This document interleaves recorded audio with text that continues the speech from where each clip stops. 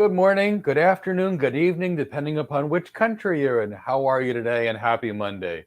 My name is Michael Gibbs, and I'm the founder and CEO of Go Cloud Careers. And I'm here today to help you build your best cloud computing career. Perhaps you're looking to become a solution architect, and you're looking to get your first solution architect job, or you're looking to become a cloud architect, or you're looking to become an enterprise architect or a cloud engineer. No matter what the case may be, I want to help you get your first cloud job or get cloud promoted. Now, I'm not new to the tech industry. I've actually been working in this industry now for over 25 years. And I've been helping others get their first tech job or get promoted in tech for nearly 2 decades. And I want to help you get hired, promoted, or whatever you desire so you can build the cloud computing career of your dreams.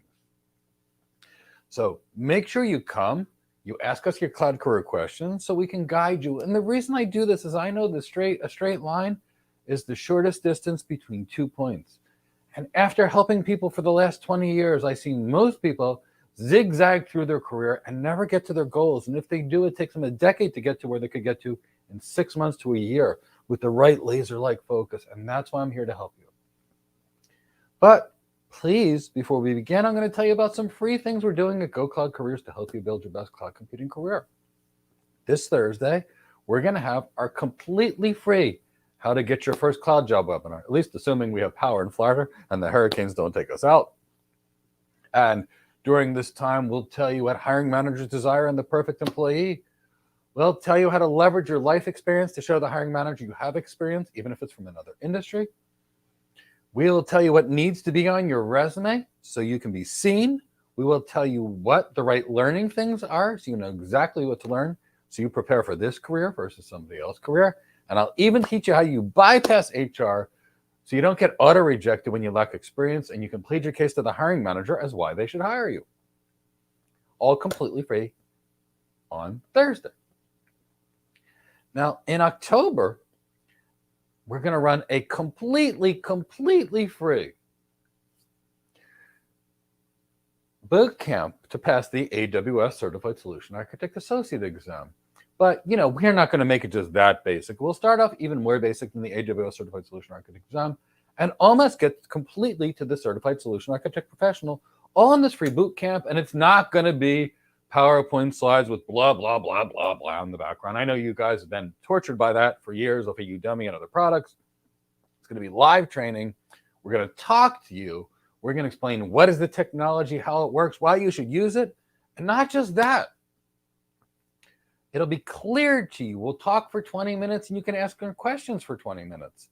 For 10 minutes. So you understand that. And that'll be a format just like a live class. Presentations, discussions. And guess what? It's all free. Now in November, we're going to run a completely free AWS Advanced Networking course.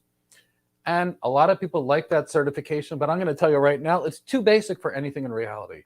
So we're going to teach an AWS Advanced Networking Plus course.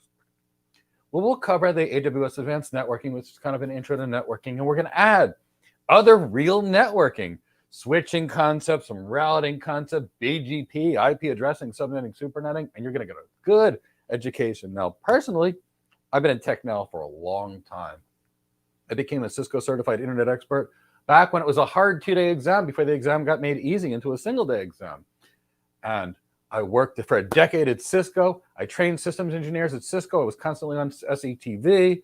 I was a lead architect for the healthcare enterprise segment, and I was training their systems engineers. I trained the systems engineers at Riverstone Networks, which is now Nokia. And I've been in networking now since 1996 was the first networking things that I did. So I'm not new to networking, and I'm going to make sure you understand it. And it'll be simple and clear for you to understand. It won't be blah, blah, blah, blah, blah, taught by a certification provider that never worked in networking. If you can't explain it simply, you don't understand it well enough, as Albert Einstein said. And I know networking, and you're going to know networking after this free boot camp. Now, we're going to be distributing a tremendous amount of content free. I have one of the VPs in the venue that's going to be coming in. One of our students, Yvonne Tambo, who recently got hired about 6 months ago at AWS, is going to come talk to you about a day in the life as a solution architect role at AWS and his experience. So follow us on LinkedIn. And you'll see new magazine articles we're going to be releasing. You'll see training, and you'll get there. Now, the last thing I want to tell you about before we begin is as follows. we're temporarily running a 30% off discount code. Inflation is sky high, and one of the best ways to combat inflation is to raise your income. Many of our students get a $50,000 to $100,000 income raise after our course, sometimes more. And guess what? I want to make sure that you have plenty of financial resources to take care of our family. So use coupon code 30 FALL 30 Foxtrot Alpha Lima Lima for 30% off of all of our training materials right now. So at this point, I'd like to ask you to give me a cloud hired in the chat box and give me a hashtag with whatever career you desire so we know who's in the audience. And then please ask us your questions. Ask us any cloud computing career questions you have so I can help you get there in the fastest, easiest way possible, because that's what we're all about, getting you cloud hired or getting you promoted. Some people just focus on a certification, which is the name of a service and how to configure that service. And in the end, you're left with a bunch of worthless certifications, but nobody's going to hire you. I want to get you hired. So I want to tell you everything that you need to learn so you can get hired. Alonzo Coleman, hi everyone, and welcome. Yes, Alonzo Coleman is my Chief Content and Marketing Officer. He's fantastic. Welcome and good to see you today, Alonzo. Let's get cloud hired. Yep, that's why we're doing everything we need to.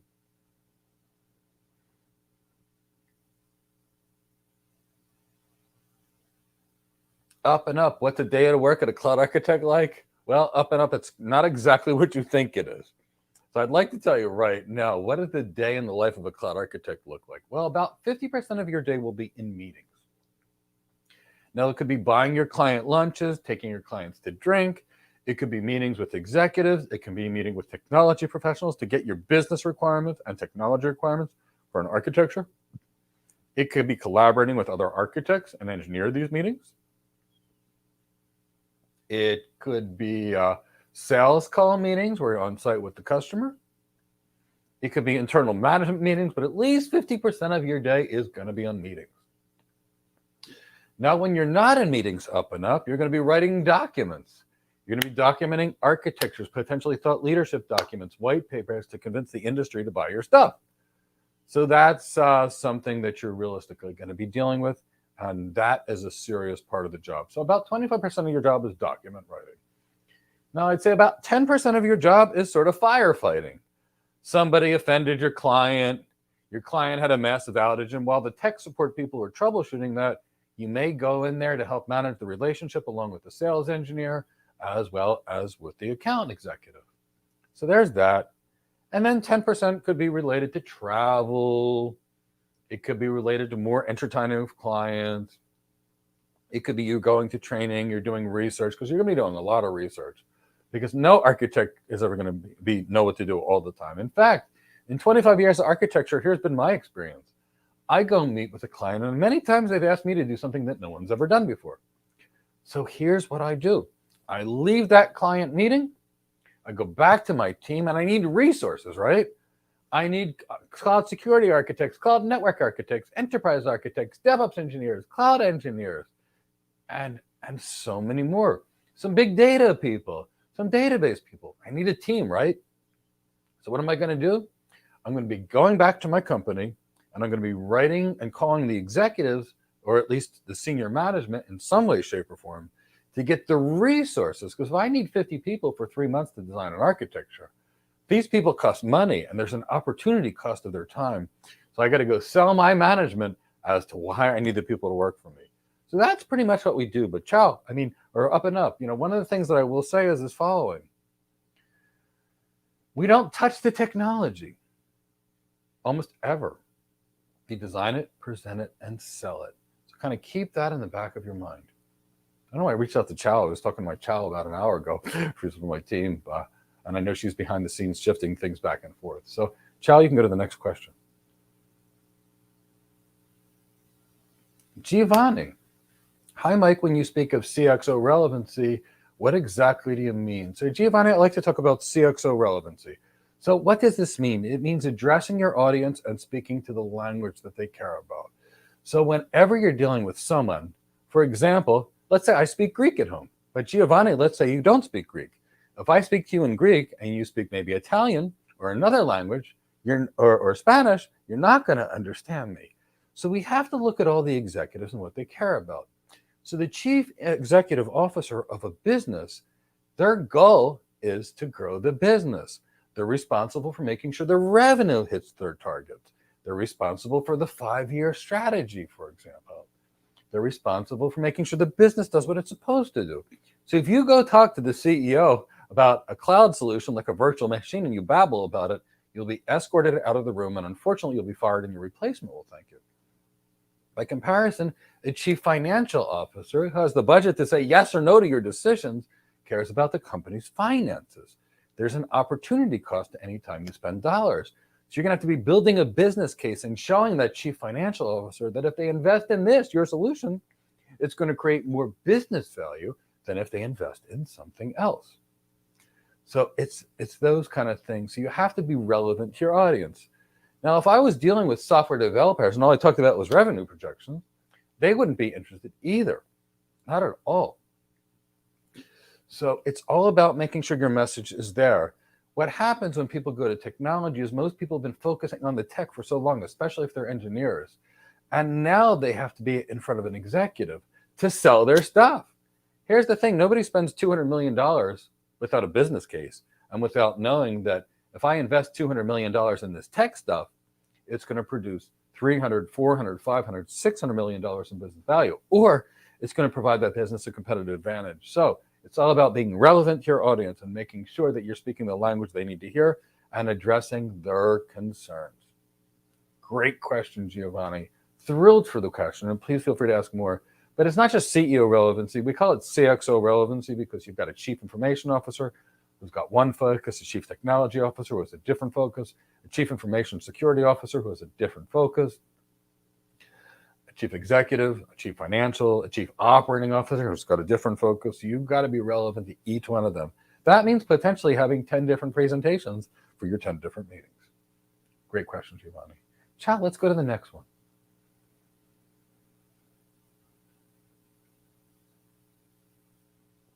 Denya Mitra, Cloud Hired, good to see you. Elizabeth Dames, what's the difference between your program versus the certification on Udemy? Funny question, Elizabeth, so I'll tell you what. 99% of the people that come to us have taken a certification course on Udemy. Elizabeth, here's what a certification course is. Here's the name of a proprietary service, most of which you can't use, and here's how to configure it. Now, if you do that, that's fine. You won't be employable at all. Now, I want you to understand the job of the cloud architect versus what's taught on these certification courses. The job of the cloud architect is to design, present, and sell a technology solution to a business that promotes digital transformation. Digital transformation is not taught in certification. So the certification has no bearing, for example, for a cloud architect as what's in the certification. They should call it a junior level cloud admin course. So what are the skills that you need to do to be able to do the job? I'm going to start with the business elements, and I'm going to talk about the other elements next. The business elements are as follows. When you meet with a client, they're going to give you business requirements. We'd like to increase revenue, for example. We'd like to cut expenses. We'd like to improve our manufacturing process. We'd like to get our people to communicate better. That's a business requirement, which means you have to understand business. You can't advise a customer on their business and technology if you don't understand business. So you realistically need most of the business acumen that you would actually get in an MBA program. And we teach that in our program because you can't do digital transformation without understanding business. Now, the next thing, as the last person just asked, is CXO relevancy. I probably took $20,000 of CXO relevancy training because if you're not in a position to understand the executives, not only can you not speak their language, but you'll be speaking to them and you'll be escorted out of the room, you'll be fired, and your replacement will thank you. So we teach that, which is definitely not taught there. Now, as an architect, your job involves sales, which means you know how to sell. That's not taught in certifications, but we will teach you that because we are compensated based partially on sales. And the more we sell, the greater our bonuses are. And if you can't sell yourself, not only can you not sell yourself into getting hired, but you can't do the job anyway. So keep that in the back of your mind. Now, as architects, you're expected to be an expert presenter. So, in fact, to get hired in most cases, even Amazon and many other companies, you have to deliver an interview presentation. Now, you're not going to be touching the tech like they teach you in the certification ever, but you're going to have to deliver a presentation in front of a panel, and they're going to try and stress you out by throwing questions, maybe starting an argument from you. So you must have extremely good presentation skills for that. You'll be presenting in conferences. You'll be recorded on camera as a cloud architect periodically. So we teach executive presentation skills and how to present properly. Now, Elizabeth, most of what we do is write. So guess what? We have to know technical writing, executive writing, and management level writing. You know, in business school, we're taught to write a 40-page paper with as many academic words as possible. The reality for our job is we need to take 40 pages of content and make it for 2 pages for the executive. Write a 15-page document for the management team, and write a 400-page document for the engineering and the tech professionals that are going to build our architecture. So there's that. Again, this is not taught about. Now, Elizabeth, what happens is when we get a project from the customer, we have to go back and build a team of people to go build it and help us design it, because architecture is a team sport. So unless you've been taught leadership skills, you're not going to be effective in this job, and you're not going to get hired. And they're going to test your leadership skills on the interview. So of course we do a tremendous amount of leadership training too for you in there. Again, not caught there. Now, we also do a lot of interview training to make sure you get there, and we teach negotiation training. Just last week, one of my students is in this chat box negotiated $20,000 more than he was originally given through our negotiation training. But why do we teach negotiation? It's not to earn more money. You're going to be negotiating business deals as an architect, so you need to know that. And none of this stuff, none of it is even covered in a certification. Now let's talk about those other stuff on Udemy, what's missing. The job of the architect is design a solution. Now on a Udemy course, what they teach you is how to configure stuff, but architects don't configure. They teach you here is DynamoDB and here's how to set it up. Now, Elizabeth James, I can't use DynamoDB anyway because 87% of customers are multi-cloud. And in a multi-cloud environment, I can use MongoDB, I can use Apache Cassandra based upon my read-or-write traffic, but the second I use a proprietary system like DynamoDB, I am handcuffed to the AWS cloud. I lose my bargaining power as a company. And also, I can't do multi-cloud. So when the AWS cloud goes down, as it does, poof, as do all clouds, by the way, no cloud made it to 99.99% available last year, no matter how many availability zones and regions you did. Guess what? We're down, so we can't use those proprietary things, but we don't configure them anyway. So there's that. Now, the other thing is, what is the job of the architect? We basically build a plan to take the stuff from the network and the data center to move the cloud. Now, the stuff is not covered in certification, so you can't do the job without the stuff. So what is the stuff that you need to learn which is not covered in any depth in certification or even at all? Well, it's a network and data center. What's the cloud, everybody? It's somebody else's network and a data center. So for example, you need to understand BGP, not covered in any certification, including the AWS Advanced Networking. You must or should understand interior gateway protocols to understand how the routing works. Again, things like OSPF, we teach that, but of course that's not caught in certification. Now you must understand IP addressing, subnetting, supernetting, and address planning, because if you get your IP address layout wrong, the whole architecture collapses and we get replaced by our replacements. But that's not covered in certification. That's only known by a small group of CCIEs. And we have to teach that, so we teach that to everybody.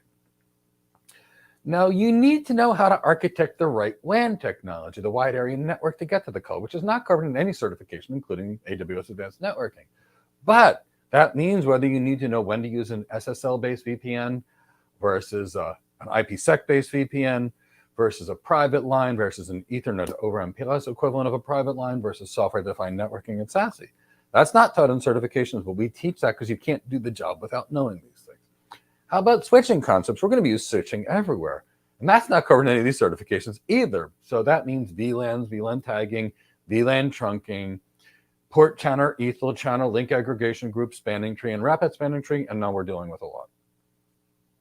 Now, on the network side, we're also talking about the following. We're dealing with NAT. And look, in the certification course, they give you a simple use case for one-to-many NAT, like NAT going out to the internet, but that's not NAT in reality. The reality is we have one-to-one NAT, we have one-to-many NAT, we have static NAT, dynamic NAT, PAT. One company buys another company, they've got overlapping IP addresses, so that's not taught in any of these courses. But we teach that because you can't do the job without it. Now, what about DNS and your certification? They say Route 53. Great. Here's the thing. AWS cloud goes down and you're using 3 clouds and you use Route 53. Guess what? You're down too. So you have to understand DNS for real. The kind of solutions that you could put in 3 clouds at the same time. Not covered in certification, but critical for the job. ARP and proxy ARP are critical requirements, not taught in any certification. DHCP, not really taught in certifications, but that's relatively basic stuff. Now, Elizabeth, because you're going to be moving the stuff from the network and the data center, what is that stuff? You must understand servers and server virtualization. You must understand storage area networks, and the nonsense that's taught in the Certified Solution Architect Professional isn't even close to enough. Go read a few hundred pages on block storage, a few hundred pages on object storage, a few hundred pages of file storage. We teach all that, the equivalent, in our course. Now, how about databases? What kind of relational databases? How do you scale relational databases? Which non-proprietary databases should you use and could you use across multi-cloud? And how do you synchronize that data across multi-cloud? We teach that, but that's not covered in certification either. Now, yeah, they talk about a load balancer, but when do you use the load balancers? What happens when you need a network load balancer and why? What happens when you need an application load balancer and why? What happens when you need to combine the two and why? That's not taught in certification either, but we talk about that a lot. Now let's talk about security. Elizabeth James, if you tried to put WAF and Shield like it's taught in the certification on your network, your replacement would say thank you, and they will never hire you this. And they ask these questions what you do, which means you need to know next generation firewalls, intrusion detection, intrusion prevention systems, VPN concentrators, and authentication systems such as Active Directory. Not taught in certifications, but we teach that. So now we teach you how that works. Now, the next thing is, what is architecture? It's actually like being a chef, designing the perfect recipe. So we teach that because that's not taught in certifications. They just teach tech, but not architecture. And they're also taught by people that are not architects, so they don't know the architectural job. Now, if you do AWS labs, for example, or Azure labs, and you click a few buttons, guess what? No one's going to care. Why? Because I taught an 8-year-old in less than 6 minutes how to do it just to see it was fun. And my friend's beautiful little daughter, the beautiful blonde hair, little pigtails. She click, and she says easy too. But that's not going to get anybody hired, and nobody's paying you $200,000 a year for it because I taught an 8-year-old to do it in less than 10 minutes. But let's talk about what they do care about. Do you understand server virtualization? So you know how to move those virtual machines are. Do you understand container orchestration and the natural multi-cloud ways to set up that? Do you understand how the way these storage area networks? So these are the things that we teach. Now we have our students all build a cloud from scratch, work with server virtualization, work with Active Directory, work with firewalls, VPN concentrators are the things that are there. So there's that. Now, of course, we get our students hired, and you can see hire. So it all depends on what's your goal. If your goal is to pass the certification at the cheapest price possible, you could do the Udemy course, or you could take my completely free certification out there. I put free certification out there for the following reasons. I hate to see you pay for that stuff because I've seen what's out there. In fact, Elizabeth James, before I even decided to give away free certification training, here's what I did. I interviewed 1,000 people that took courses on Udemy and those other certification providers courses. I asked them architecture questions. They had 4, 5, 6 certifications. Not a single one was hired. Well, not a single one you could hire because they all knew how to configure, but none of them knew architecture. And the same thing for engineering. Engineering is also not taught in there either because it's a different set of skills. So Elizabeth James, you got a choice. Train to be for the job you want or train for a certification and sit there unemployed.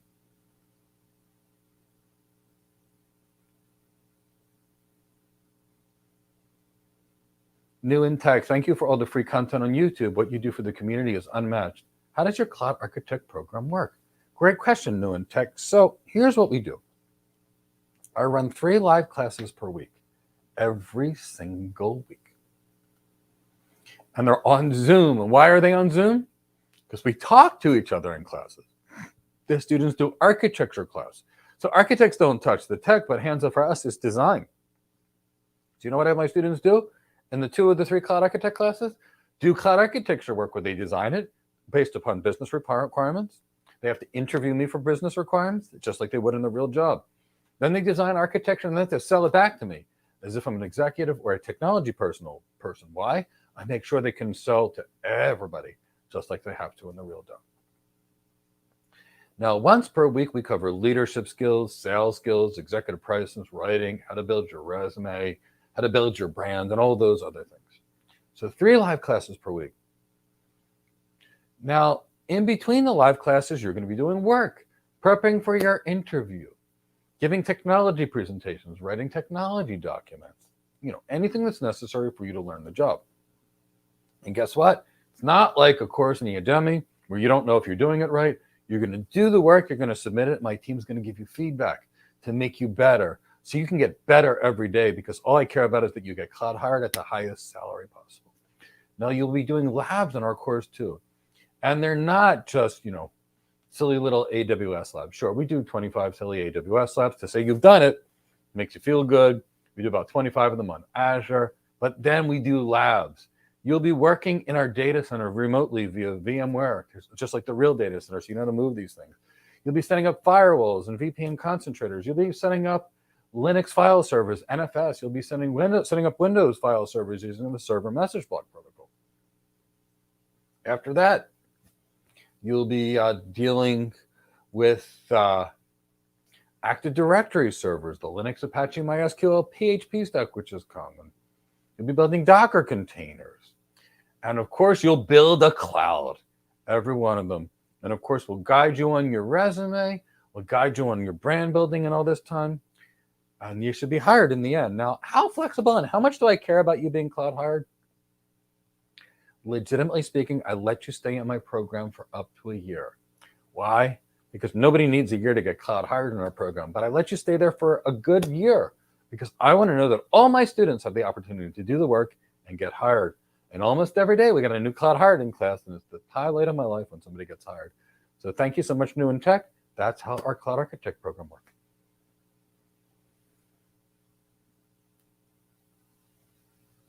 Robert Welch, good afternoon, Mike. The cloud team will help you get cloud hired. Thank you so much. Let's read Robert Welch on the screen.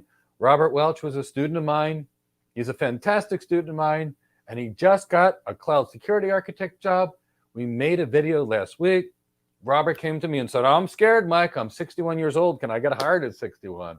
And I said, of course you can, Robert, with the right training. And Robert got an awesome, awesome job. Robert's an exceptional architect, and I'm now proud to call him a friend. I got to know him real well. Robert's exceptional and every well. Congratulations on being cloud hired.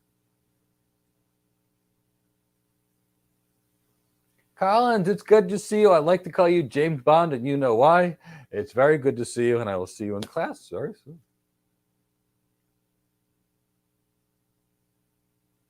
Alonzo Coleman, that's right. Give me a cloud hired. Collins will give me a cloud hired. Thank you, Collins. I've been solution architect. Wonderful career. I've had it for decades. Ivan, do you need other certifications before getting into a job from AWS Solutions Architect jobs? Ivan, I have students that have gotten 0 certifications that got hired. Very recently, my student, Delroy Batt, love him to death as if he was my own son. He's coming to visit me this weekend in Florida, assuming the planes don't get canceled. He had 0 certifications when he got hired.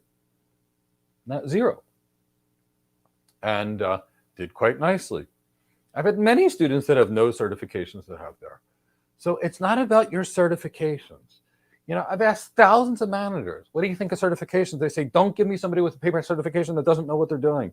I need someone that can do the job. Ivan, what do employers want? They want someone that can actually do the job, not someone that's got a piece of paper. Whether you've got a PhD or you're like Daniel Bosa, my student. I wish he was my son too. I trained him. He did not graduate high school, but he was one of the smartest, hardest working people I've ever met. And of course, now he's a solution architect with JP Morgan Chase, one of the biggest banks in the world. He's an amazing student. Why do I respect him so much? His hard work, dedication, effort, and enthusiasm, his passion to learn, and his intelligence makes him an extraordinary architect, one of the best I've ever known. And he didn't graduate high school, and the bank was lucky to get him. I would have hired him too, should the bank not have hired him, because he's that good. So it's not, I've had a student that was a geologist that recently got hired with 0 cloud certifications. It's not about your certifications. Now, it does look better to have the basic intro AWS Certified Solution Architect Professional. You can do that in about 2 weeks with proper training. I had a student of mine that had zero tech background, did our training and did the associate and professional in a couple of weeks. It's no big deal. And you understand the concept, it's all super simple. So there is that, but it's about your business acumen, your leadership skills, your sales skills, your executive presence, your emotional intelligence, your knowledge of the network and the data center, your attitude, your enthusiasm, and your passion. So when you ask employers what they want, they say, I want someone that can do the job. What's the next thing they say? Somebody I can trust. And what do most people do to blow that on the interview? They lie. They want someone that knows what they know and knows what they don't know. So they don't do a big thing where they take a system down, like the Google Cloud that was taken down last year by a BGP error, or Facebook that was down for a whole day to a BGP error. They want to know that you know what you know. So what do they care about? Competency, trustworthiness, and knowing what you know and knowing what you don't know. What else did they care about, Ivan? Are you energetic, enthusiastic, or passionate about the work? Or are you going to be doing this all day, taking selfies and sleeping? So they care about that. Now, do you want to hire this person? Hire. No, they want to hire someone that walks in and raises the energy of the room, like Chow from my team. She smiles, walks in the room, and makes all of us happy. So there's that. Now, the next thing is they want to know you're a team player, because everything is done in teams. There's an African proverb that says, if you want to go fast, go alone. You want to go far, go together. I believe that in every sense of the word. And lastly, they want to know that you're going to go above and beyond when needed. If it's a critical project, they want to know that you're not going to say, it's 5 o'clock, I'm out of here, that you're going to do what it takes to get the job done. So often it's not about certifications, it's about competency, competency, competency. Now, certifications will help you get an interview, but they won't get you hired. So kind of keep that in the back of your mind. Great questions, Ivana. Please ask more questions because I want to help you get hired. Collins, good afternoon. Cloud President Mike Gibbs. Collins, that is the nicest thing. You always have the nicest things to say, Collins. Ray Radham, how about the day of a cloud engineer? Oh, well, that's not going to be like a cloud architect. This is going to be a great job for people that like being in the tech. What's the cloud engineer going to be doing? Well, they're going to be in a fair number of meetings too. I'd say 25% of their day is going to be in meetings.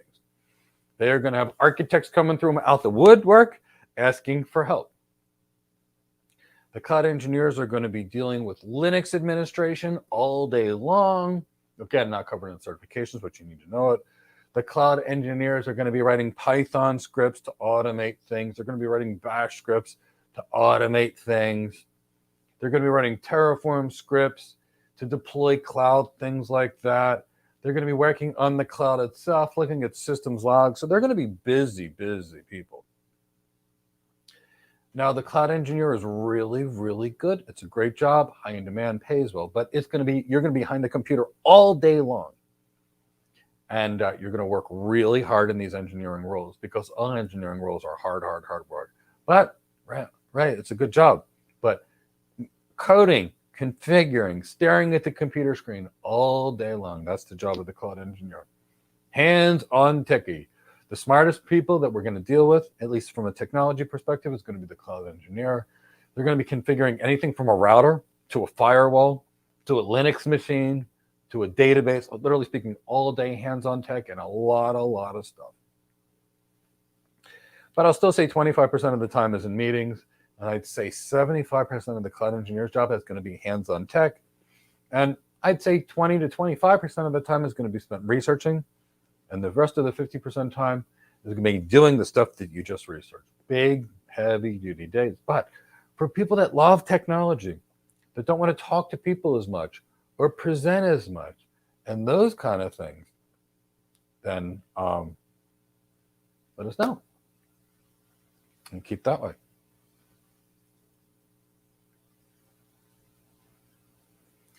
Logo, you are a senior network and software engineer, don't have a lot of networking and security experience. How hard is it to transition from software development to be a cloud architect? Logo, it's a complete and total career transition. I might say that it's actually harder to go from software engineering to becoming a cloud architect than if you've never worked in the cloud and tech in your life. And here's the reason why. And in some cases, it's going to be easier. So it's never about how hard, Logo. Everything's hard. You're a paramedic lifting people up and down the stairs. That's hard. You're giving a presentation as an architect to 10,000 people? That's hard. You're a cloud engineer coding and configuring all day long? That's hard. So it's not about what's hard. Everything's hard. It's about doing what you love. As Mark Twain said, make your vacation, and you'll never work a day in your life. And I used to practice internal medicine. I was a nurse practitioner. And guess what? That was hard. I went to tech, and sure, I put in a lot of 60, 80, 100-hour weeks, but it was easy because I wasn't there. So let's not worry about hard or easy. Anything worthwhile in life is hard. Here's the problem, and here's the challenges. When you are a software engineer, your whole life is, and I've got lots of software engineers hired as cloud architects, lots of database, all kinds of technology professionals, and you can do it. I want to make that clear. But here's what you have to do. Right now, Logo, the world knows you as a software person. So you might say, coded application in Java, coded application in this. Now you've got to remember, you're transitioning from that job, which is all tech, and you want to become an architect, which is about digital transformation. So you're going to need to rebrand yourself. And I'm an expert at rebranding my students, and that's why they're so successful at getting hired. But for example, on your resume, you can't say coded application in this. It might be designed and coded application using Java that improved sale revenue by 11%. Design new application using this whatever that increased or reduced error defect by 10%, resulting in $400 million in whatever. So it's all about tying all the work you've done to the actual impact that's done to the business, because nobody wants a techie as an architect. What they're looking for is really an executive that knows the tech. How much is it? You know, a lot of the people that I speak to, they say, what I want is a sales guy with a lab coat. And I say, what do you mean with a sales guy and a lab coat? They're like, you know, the college professor, whether it be man or woman, where they've got all the science and the capabilities, but I want them to present themselves like an executive. So there's that. So unless you've been doing a lot of presentations, we find that most people who focus on the tech, they need a lot more work on prepping for presentations and sales and executive presence, communication skills, and business acumen. That's there. The next challenge from a hardcore engineer is to not focus on the tech. Wait, what? Not focus on the tech? Let's talk about this. So the architect's main role is digital transformation. What does that mean? How do we improve a business performance? Through people, processes, and technology. That's the job of the cloud architect or the enterprise architect, not the actual tech. The tech is our tools to do it. Quite frankly, as a cloud architect, I don't care if the transformation is accomplished by a second ice machine, which keeps nurses from running around in a hospital like the chickens with their heads cut off, or if it's a new website or a unified communication. So you have to change your focus from that. And that is really hard for the engineers. So Loga, I'm going to explain architecture versus engineering in this context. Tonight, go out and look at the sky. I love looking at the sky. Look at this moon, look at the stars, the Big Dipper, the Little Dipper, the clouds. Just look at it. It's beautiful. Now, in your world, as a software engineer, you basically took a telescope and took 200 times zoom into the moon. But for our world, we can't afford to use the telescope. We've got to focus on the big picture. So the biggest challenge I've seen with engineers, they so want to focus on their area of tech when they have to step back and take the big picture. So that's usually why it's harder.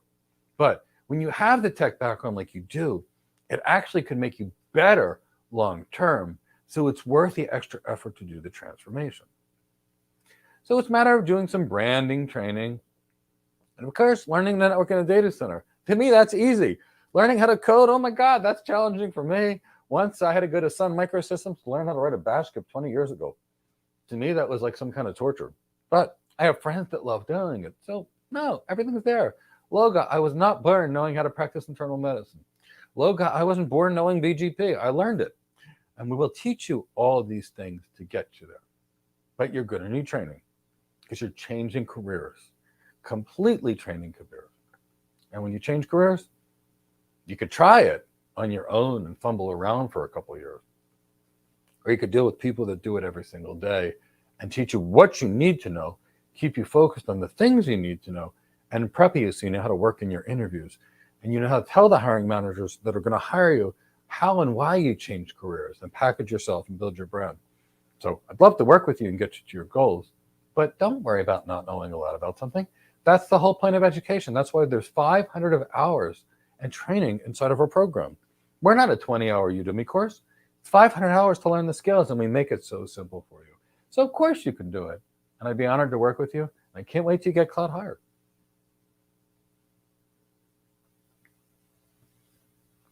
Rena. Hi, Mike. As an architect, since we'll be designing, presenting, and selling, will there be commission bonuses? Absolutely. Absolutely.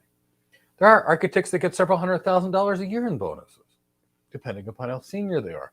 Now, Rena, that's not normal. What determines the actual architect salary? So it's really two factors. Now, Rena, I had a manager about 20 years ago. He was really helpful to me. I fell asleep in a CISSP boot camp, and I was a sales engineer, and he said, Mike, do you know the difference between a $150,000 sales engineer like you and a $300,000 distinguished engineer or enterprise architect? I was like, tell me. And he said, it's the impact you make to your customers. I said, what do you mean? It's how much can you transform their business? He said it becomes your CXO relevancy, your sales skills, your leadership skills, your executive presence, your ability to connect to others, their ability to write, the ability to exercise influence. And yes, I focused on those things, and it changed my career virtually overnight. It cost me about $250,000 to learn these skills, but that's okay. It changed my career overnight. And at least total education that I have and training that's been paid for these skills. But yes, we get paid commissions and sales. We're typically on what something that's our bonus structure is typically based on this. There's typically a corporate performance element. There's typically something called the measurable business objectives. So some of that might be write 3 thought leadership documents, for example, present at 2 conferences, and the rest of it is going to be sales plus and typically an individual performance factor, meaning, did you work out really hard? Did you work really hard and make a big difference? They could double the bonus. Or were you just sitting there lazy and not doing much, in which case they can lower your bonus. But yes, sales can make a huge difference to our pay. Yes, we get all kinds of bonuses. Not exactly commission, because our bonuses are usually tied more towards regional performance or corporate performance. But yes, we are getting commissions as part of that. It's in the form of bonuses. Great question, Rena.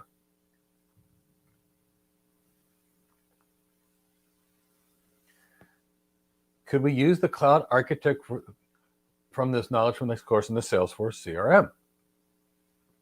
Customer relationship management is not cloud architecture. So I'm teaching you how to do a cloud architect career, and you're asking me about marketing software. No, they're not going to be the same.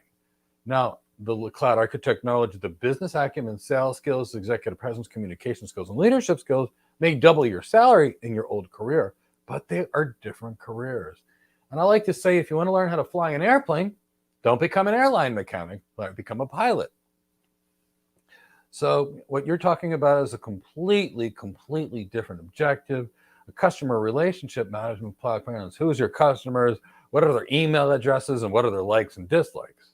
Now, as a cloud architect, we will be using CRM platforms like Salesforce, but that's just going to be 2% of what we do.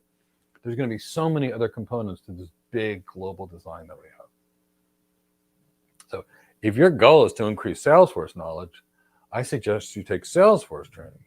Now, if your goal is to build a career, we can help you with that. But we're building cloud careers, not CRM careers. It's just not our business. It's a totally different animal. Kind of like a lion versus a rat. Just 2 different things. Both are great animals. And I was thinking lions versus rat because my cat really loves rats. I don't know where she even finds them, but she loves them. My cat thinks she's a lion. Ciao, let's go to the next question. And please feel free to ask more in the chat box. HM, I understand that asking questions is a big part of the cloud architect. Any tips on how you go through the process to formulate good questions? HM0123, you need to be trained in this, knowing what kind of questions to write.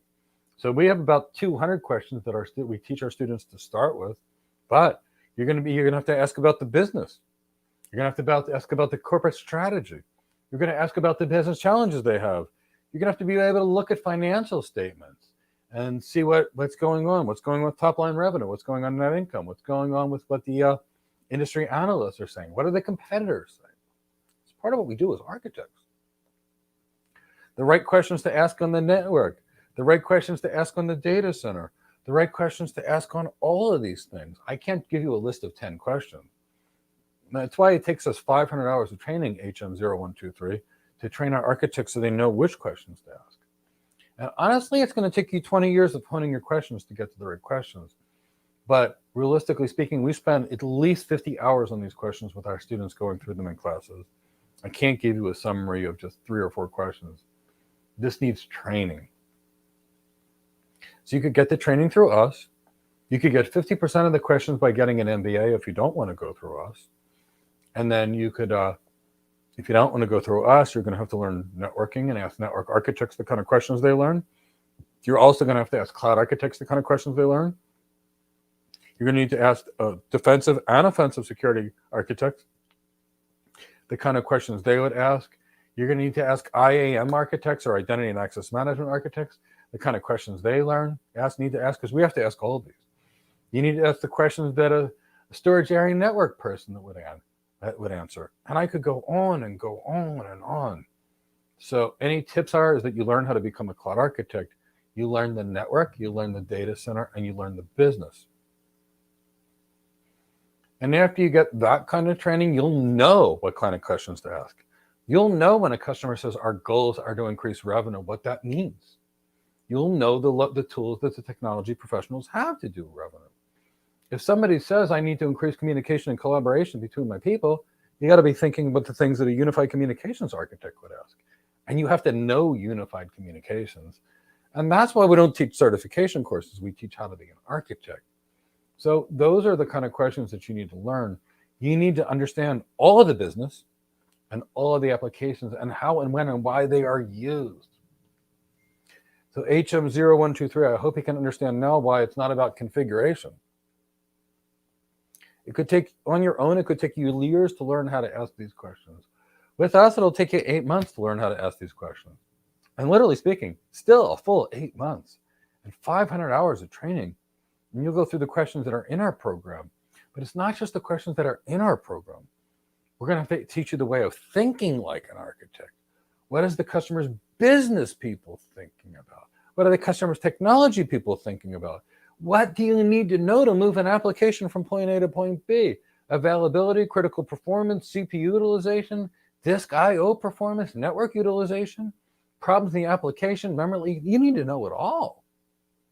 So it's not something I can answer there, but my tips are if you learn security, networking, and data centers, and business applications, you'll know which questions to ask. It's a good question, though. It's just, when I see that question, I realize exactly how much where people are coming from. You got to learn those things, and it's going to take you a fair amount of time. We realistically summarize about 50,000 pages of reading in our Cloud Architect Career Development Program and whittle that down to 500 hours. But it's a full 50,000 pages of reading if you're not with us to really learn those things well enough to do it. Heck, on my Cisco Certified Internet Expert exam, back when it was a hard 2-day exam years ago, I spent 75,000 pages of reading just to get through that. And that's just the network part of it. To kind of keep that in the back of your mind. But that's why we're going to the cloud, because now you can do the whole cloud in 50,000 pages versus just routing and switching in 75,000 pages when I was younger. Cloud's more agile and much, much simpler. Good questions coming in today. I want to know what you have to do to eventually become an AWS project manager. Well, I have a project manager on that. Well, first thing, you need to learn project management. Ideally, you should work on your business skills, your leadership skills, your communication skills, your sales skills. And it wouldn't hurt if you knew the cloud. So I have a cloud architect that I trained. And after I trained him to be a cloud architect, I really bolstered his communication skills and leadership skills and sales skills and presentation skills. He ultimately became a project manager. Now, he was PMP certified, but that's not what got him hired. He's a good project manager. So I would say learn how to become a great project manager. Learn how to plan big projects. Learn how to lead the large teams that are leading the projects. Develop a methodology for these kind of things and get used to it. So I would get good project manager training from somewhere, not Udemy. Get it from somewhere. The local universities can train you to be a project manager. You could, and you don't need a full degree for it, but it's going to be 6 to 8 courses to really learn the skills that are necessary for that. Then do the PMP curriculum, which will be relatively easy for you once you have the project management skills. And it's a great career, project managers. And like I said, I have one. I trained him to be a cloud architect. He went and started working on large projects, and then I hired him back to be my chief content and marketing officer. But that's realistically the plan. But what separates people that get hired and paid more as project managers from the rest? Leadership skills, sales skills, executive presence, communication skills. Because, it's one thing to bark people, I need this by now. And it's another thing to get people to want to work. Is it better to be loved or feared? It's better to be loved. So work on your persuasiveness. Work on your ability to exercise influence. Really look about developing your emotional intelligence. Learn how to bring the best in others. Those are the skills that are going to be there. And of course, in these roles, they're going to be checking those skills on the interview. Because they're not looking for a taskmaster with a whip. Do this, do this, do this, do this, fast, fast, fast. They're looking for someone that's going to get their valuable people bought in. These are expensive people, require lots of training. They're not going to be someone that you can just smack around and treat poorly. They'll quit in a heartbeat. So it's about making people want to do the job. If you ever saw I think it was the movie, it was the book Tom Sawyer. I watched the movie, but not the book. And in the movie, there was a character, I think it was Tom Sawyer, and he had a fence that his mother wanted him to paint white. So he invited all of his friends over to the house and convinced them they were going to have a party painting the fence white, and it was simple and nothing. That's the job, I think. Get used to that. It'll be good to go. Good to go.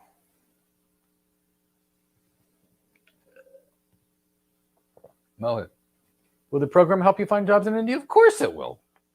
You're asking because the majority of the testimonials are from the USA. Yes, because the majority of our students are in the USA. Check out Divya. She was recently there. I don't remember whether Navina was in India. I think she was, but not. But I know Divya was. We get people hired in India all the time. So no, there's never a problem. It's just that most of our students are in the US. Now, Mohit, I will say this. I have a lot of students in India, and they do incredibly well. The times are not the most convenient for India. Some of them are, and some of them are not. Our Tuesday architect class that is at 10 a.m. works perfectly for India. Our Friday class that is at 12 p.m. Eastern, which is at 5 p.m. UK time, works perfectly for India. But I'm going to tell you, which one certification? Which one day is the Thursday class, which is at 4 p.m. Eastern, which is 9 p.m. UK time, is not the best time for India. Now, I will tell you, Mohit, that I have students in India that are so motivated they attend all classes, even if they're up in the middle of the night. I see it all the time. My student Akbar was up at 3:30 in the morning the other day taking my class. But Mohit, we also record every single class. So typically speaking, I would attend the Mondays and Fridays if I was you, if I was in India. I would watch the recordings on Thursdays. Unless you have some questions, wake up your alarm, come to class, ask your questions. We'll answer your questions live, and then poof, go back to sleep and watch the recording of the rest of the class. You will do very well, Mohit. We've gotten lots of people our cloud architect jobs in India when we do wonderfully there. A lot of students in India. All good, all hardworking, and all highly motivated. And we could easily train you there.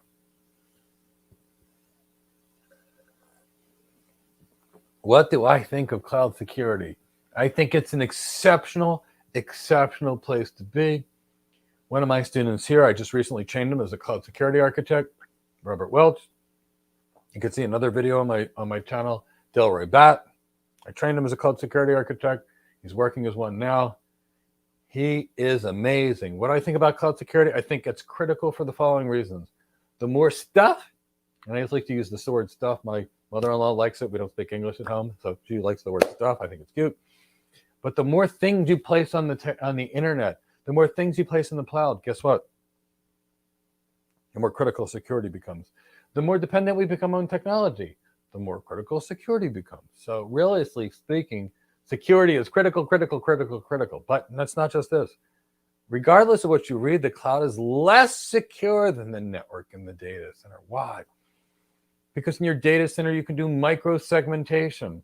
Guess what? The only way to do that in the cloud is 1,000,001 VPCs, for example. So a lot more there. In the data center, if I want to hire Navy SEALs with machine guns that's sitting on my roof for physical security, I can do that. Guess what I can't do? That on the cloud. So there's that. Now let's think about attack vectors of the cloud. I have a website for my beautiful cat, Cindy, mycatcindy.com. I don't, but I'm thinking about making one someday just so she can have pictures of my cat. Now, if anybody hacks into mycatcindy.com, who cares? You get pictures of my cat, like cleaning her fur, for example. She's cute, rolling on her back with her hands up in the air. You're getting pictures of Cindy. But if I hack into the cloud, whoa, that's different. If you hack into the cloud, like when Microsoft Cosmos DB was hacked into, thousands of customers' information could have been compromised. You hack into AWS and you get half of the internet as your customers, and you have all their information. So now that you're in the cloud, you've got bigger attack vectors, and the hackers are getting better and more sophisticated. Wow, it used to be just a couple of scripts. Kali Linux is unbelievable what you can use to hack. Plus, the better you are, the more knowledgeable, the better your hacking is. So cloud security is really critical. Now, how much business is willing to pay? A lot for this. I've got graduates that are earning over $200,000 a year as cloud security architects, or more, $250,000. Why is it so critical? Well, it costs between $150 and $250 per person on a data breach, just a data breach. Now you've got a business that's got 10 million users. You want to know how much that costs? 10 million users at $150 each? You do the math at minimum. Now, when you get hacked, what does that do to your brand and reputation? That could be billions of dollars more brand damage. Now, if the hack is long enough, it'll disrupt the business, which means the business could lose millions more. So, as you can see, getting hacked is a big, bad thing, and hacking occurs constantly.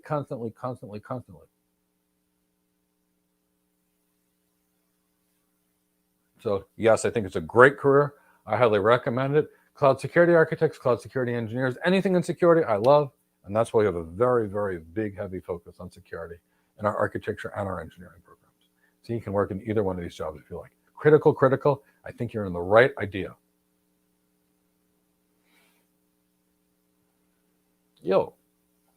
What are the requirements for a junior cloud engineer? So there's no difference between the requirements between a junior engineer and a senior engineer. There's just engineers. The requirements for an engineer are as follows. Strong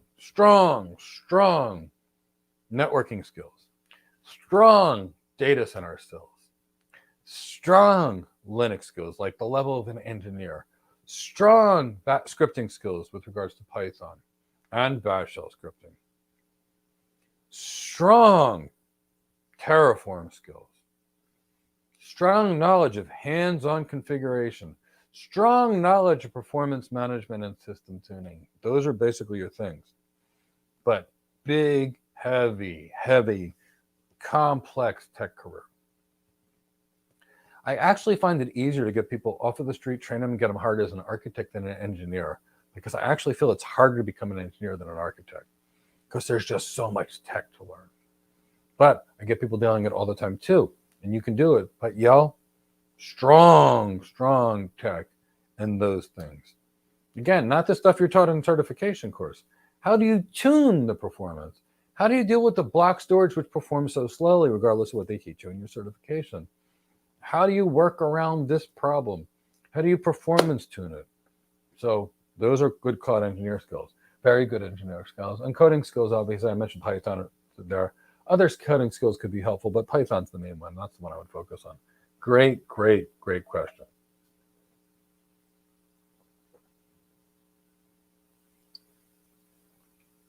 What if you cannot attend the live recording and do the basic? So you won't attend the live classes, you'll do the basic, and you'll still be just fine.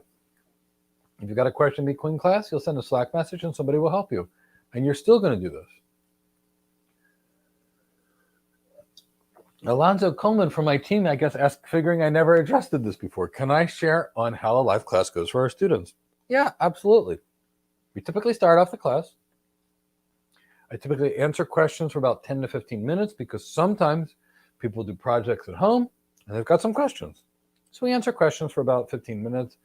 I typically present a challenge, a business and technology challenge. And then I ask my students to ask questions. What's the most critical skill for the cloud architect? It's actually your communication skills. Why?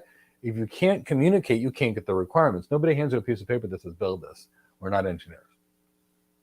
So I make my students interrogate me just like they would in a real architecture to get the requirements. Then together in a real class, we all design the architecture. And then in the end, I make my students sell it back to me, just like they would in the real environment. So they design it, present it, and sell it, just like they would in the real day. And that's 2 out of the 3 classes. Now, for example, on the Friday class, we do work. So not last Friday, but the Friday before that, I taught people how to interview under stress. I created stressful situations for my students to interview under stress. Why? Because, for example, in real life, it's scary being on an interview and you'll be stressed. So I created an interview under stress environment. Now, what else do we do on Fridays? We do leadership skills, sales skills. We do days where we have the engineers and the architects collaborate on a real project, just like they would do in real life. But it's all about designing, presenting, and selling. So we literally run every single class the way every architect would literally live their lives. We do the identical things. And honestly, it's a wonderful, wonderful thing. So it's really terrific. At least I have fun with it. And if any of my students are here, or were my students that do you like the flow of the class where we design it, present it, and sell? Let me know in the chat box. I know a few of you are there. I think Robert Welch is there. Tracy May is there. I know there's other students I have here. So why don't you guys in the chat box, if you have fun in class, talk about what you do in class. That's really what it's about, Alonzo. And great question. And please, if you've got questions, ask them in the chat box for me. That way I can guide you to help you get your first cloud architect job, first solution architect job, enterprise architect job, cloud engineer job. Oh, and I see the banners up there reminding me to tell you that we currently have a 30% discount code, 30 fall, off of all of our projects to get you cloud hired at the lowest price possible.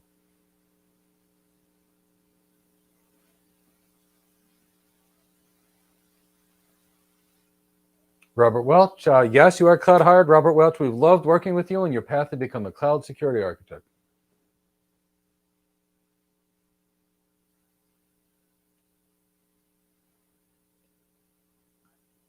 Newer in tech, what's the difference between a cloud architect and an enterprise architect? Sometimes nothing and sometimes a whole lot. So realistically speaking, when you're in class, let's look at it this way. A cloud architect versus a cloud enterprise architect. The cloud architect is generally responsible for the end-to-end system design across the cloud. An enterprise architect is responsible for the complete end-to-end system design on and off the cloud. So for that and the cloud architect, they're almost the same. Now, a cloud architect is roughly a business 50 to 60% business job, although my students will tell you 80% after they've gotten hired, 50% tech. The enterprise architect is usually a director or VP level position, and it's realistically speaking, it's all executive. That person spends their day talking to the C-level executives. They speak to the department heads. They're always focused on the corporate strategy, and it's about adopting the corporate strategy to the technology. So kind of keep that in the back of your mind. Enterprise architecture typically has higher pay, but when you have your cloud architect career, there's ways where you could take it. One way you could play your career as a cloud architect is to do the following. You could become a subject matter expert on, say, cloud security, and that is one way to do it. The next way, and that'll boost your salary a little bit. The next way that a cloud architect could boost their salary and get more career opportunities is to focus on an industry. For example, for me, I used to practice internal medicine. I'm a nurse practitioner, and I became a cloud enterprise architect in healthcare. I was designing or enterprise architect actually in healthcare. Why? I was more credible because I was an expert in the healthcare industry, and I was also expert in architecture, so there was that. But the higher level cloud architects, those that are in that $300,000 to $500,000 pay range, for them, it's about their leadership, their executive presence, their communication skills, their emotional intelligence, and their business acumen. And they focus 80% of the time, 90% of the time on the business, and 10 to 20% of the time on the tech. And when they are focused on the tech, they're more focused on managing the technology professionals to design a better solution. So that's really the thing The enterprise architect typically has better management skills, leadership skills, executive presence. And because of that, they typically earn more money. But you can do the same thing in both jobs. I'm always an enterprise architect. When I work on the cloud, I'm still an enterprise architect. I always focus on the top tier stuff, the more business leadership, sales, and management of the people and all these other things. So kind of keep that in the back of your mind. They're all great jobs, though, all excellent jobs. And there you can see in the chat box from the previous questions, what kind of things. So Colin said we designed highly secure architecture of government. We did that recently. Marla then said, we absolutely enjoy these live builds and role plays. Best training I'll ever find anywhere. Thank you, Marla. We design banking, finance, complex retail, healthcare, all tough stuff. Colin says we work on communication skills. The fact that you can speak doesn't mean you can communicate. Nicely done. That's why I call you Mr. Bond, Collins, because you're like James Bond in every way. When you communicate, know your audience. Exactly. I see these lessons are passing on for you, 007.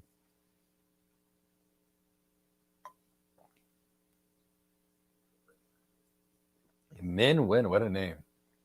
What is the career development like when you get started as a cloud architect? What will I be promoted if I do a good job? Oh, what is the career development? Okay, sorry. Misunderstood the English that was here.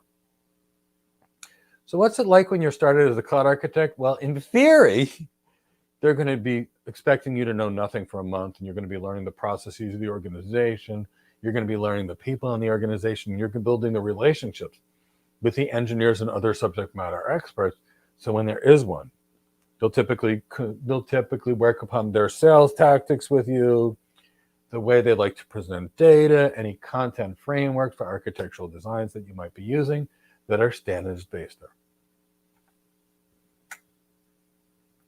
Can you be promoted in these jobs? Absolutely. So what determines whether you're promoted as an architect? Well, it's a lot of things. How much can you sell with the sales team? That has a lot to do. So it's more about your communication skills and your soft skills. But it's also like, how do you bring out others? When you work in your teams as an architect, Min-Win, are you someone that's like toxic, where you go in there, the team does their work, and they feel horrible at the end of the day? Or are you someone that comes in there, brings everybody in, make sure they're all a cohesive team and wonderful, wonderful, wonderful, and there's that. I focus on that. You do those kind of things, and you make sure your customers are satisfied. So I remember at one point I was an enterprise architect and I was working with one critical customer. Now there were 3 of us architects on the team. 2 of the architects used to go to the office every day and ask why I wasn't there. I went to the customer site every day.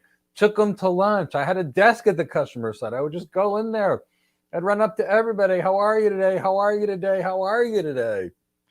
If anything was going on, I was there. I was like the intel. I was there. I collected all the intelligence information. I knew exactly what they needed. And I would offer my advice and guidance just by being there. When it comes time for a request for information, or RFP, request for proposal, RFQ, request for quote, guess what ultimately happens? You're in a better position because you've got established rapport. They know you and trust you, and they know you care about their business. So you do a great job, Min-Win, you'll be getting promoted. And it'll be great. But you really are going to have to determine at that point, what do you want to be? Do you want to be senior architect or principal architect? But remember, because these jobs are basically consulting. Now, depending upon the technical definition of consulting, it's not exactly management consulting, but it's an advisory role. So because you're going to be working with the CIOs and CEOs and CTOs across numerous organizations, you're going to have a lot of relationships with a lot of people. You're going to develop excellent management skills, for example. So because of that, these roles often go into CIO roles or CTO roles as well. So, or director of architecture, manager of architecture. So they can be in a lot of these things. Some people like me ended up going into strategy consulting for an architecture role. But it's all that. You can do anything. And they're all good roles because you're marrying the business and the tech, which makes you very rare. It's not easy to find a good tech professional, period. But there's some of them out there. But finding a good tech professional that communicate and has good energy and relates well to others and can sell and be business relevant, that's what's called a unicorn. It's like a 1 in every 10,000 person, 1 in every 100,000 people that can actually do that. All the people I train can do it, but nobody knows it by nature unless they came from a career where they were giving presentations constantly and then also learned engineering. So it's a wonderful career, so much upside. I've got people that I trained that are working as VPs now that have the opportunity to move into SVP roles, but they're turning it down. Why? Because they don't want the different responsibility. They like their family life. Many great opportunities and then win.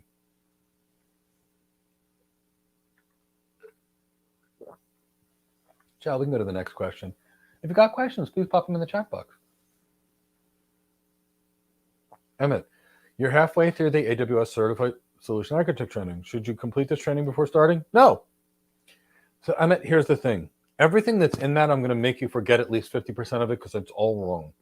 That training is focused on the name of a service and how to configure that service. And I can promise you, after I interview, you've done that training, you won't understand the underlying technology. Now, Emmett, what if I told you the average cloud architect earns $12,000 a month? And a good one can easily earn double that or more. But the average cloud architect earns $12,000 a month, which is $600 a day. So if you waste a month on that kind of training, and then in the end, I'm going to have to make you forget it, and I'm going to reteach it to the way you need to learn it. If you spend 1 month on it, you lost $12,000 in terms of opportunity cost. Because you can only spend your time or money one way. So I'd rather train you now.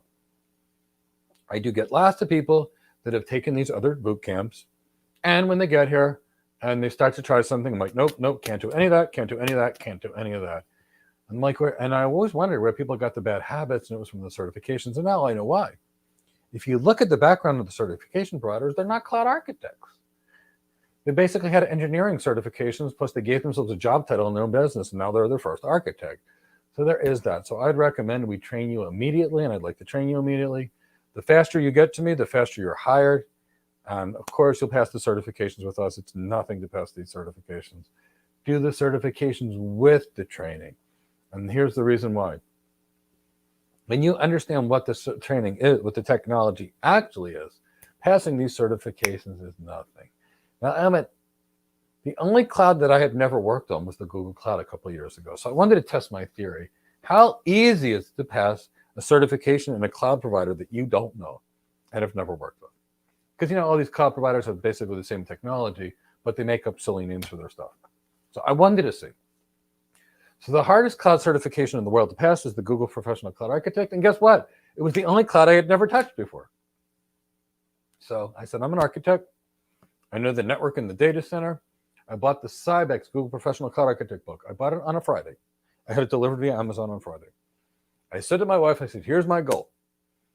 If my theory is correct, and I know it's correct because I've trained so many people and gotten them hired over the years, but I said, if my theory is correct, I can literally spend 2 days, read this Google book, and on Monday take the exam and pass it. Exactly, and pass it. So guess what happened? 2 days later, I passed the exam with a near perfect score, and it only took me 45 minutes because it was so easy. Why? Because my students know the technology so well that passing anybody's certification is just literally memorizing the name. So instead of learning a virtual machine, which is the underlying technology, AWS calls it an EC2 instance. Azure calls it an Azure virtual machine. Google calls it a compute engine instance. And when you do my training, you're going to know what the underlying stuff is and how it works. And then whenever you hear these things, it's going to be like, I know that. So let's get you in training, and let's get you hired. And let's turn this very, very basic certification into something that's nothing for you. No harder than going out and having dinner with your friends.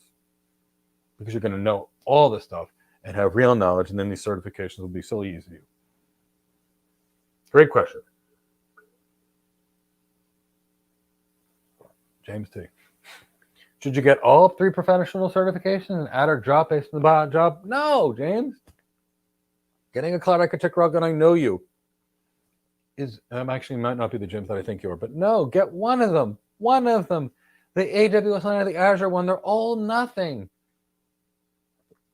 So instead of wasting your time getting 3 certifications that are meaningless, Get knowledge instead. Boost your networking skills, boost your data center skills, boost your business acumen, your sales skills. Don't worry. The only difference between one cloud and another cloud is kind of like the Who song. Meet the new boss, same as the old boss. It's the same.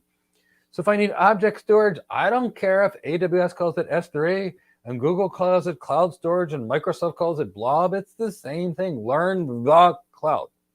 Learn architecture because it's not covered. And whatever time you have better, focus on your business acumen, your sales skills, your leadership skills. Let's look at the statistics.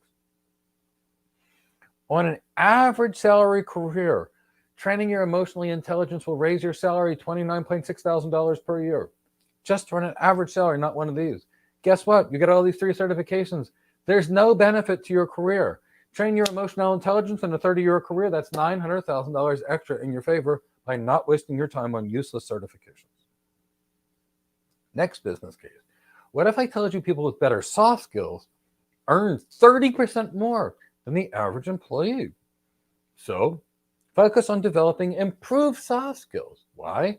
If the average cloud architect is $60,000 a year, and you focus on soft skills, that can raise your salary $55,000 per year on average. Much more if you're better at it. But so now you've got $50,000, 55, but so I'm not going to do the math to make it simple. Over the course of 30 years, that's more than $1.5 million extra to your salary. So you can only spend your time in one place. Focus on the high value targets. And certifications are a low value target. Let the people that are never going to get hired focus on their certifications. Let the people get multiple certifications and show the employers that they're not focused on their career. They're not focused on being great. They're focused on certifications. Let them earn $100,000 less a year by turning into a certification junkie as opposed to a lead architect. Focusing on being the best you can be and not paper. So just get one. Become excellent at what you do. Master your craft. Become the best you can ever be. Focus on that and not worthless pieces of paper. Now, if you're going to get a second certification and you want to do the cloud, what could and should it be? Not another cloud cert. Why? Because everybody knows, the cloud providers know, all the hiring managers, these certs are too basic. How basic are they? Well, the Cisco Certified Network Associate book is 2,000 pages. The Cisco Certified Network Professional curriculum is about 7,000 pages. Smack them together, and you've got 9,000 pages of reading gems. And what is the cloud? It's a network and a data center. Now, by comparison, you took the same class twice. No benefit, nothing in your salary. But look, I can make a cloud architect book for a professional level exam in 500 pages. I've done it. I have one. I give it away free. 500 is not the equivalent of 10,000. So if you're focusing on your tech, focus on your security knowledge or focus on your networking knowledge. 2 critical things for the cloud architect that are going to show you better. And while everybody else is focused on that, at least you can develop some competency. But more importantly, don't waste your time on more certifications. Focus your time on the things that make you more hireable. Present better, interview better, build your brand. You know, James T., my students don't even apply for jobs. Robert Welch, who's on this video, had 20 interview requests per day. He had to figure out which one he wanted to take by building his brand. So while everybody else is thinking about their certifications, he's getting hammered all day long. And Robert Welch, if he's in the chat box, he can tell you. Build your brand. Build your capabilities. Build your strategy. But be the best at your job. And leave the certification junkies to focus on getting multiple certifications. Nobody cares. Just get one. One professional one. Because everybody that's going to use the cloud knows it's the same thing. Doesn't matter if you call it EC2 Compute Engine or Azure Virtual Machine. It's the same tech. Generally speaking, made by the same people on the same factory lines, using the same gear. It's nothing new. So don't focus on getting the same certification with 3 different names. Instead, focus on the career skills that you need to succeed. That's how you spend your time. That's how you build an elite cloud computing career. And really build a career.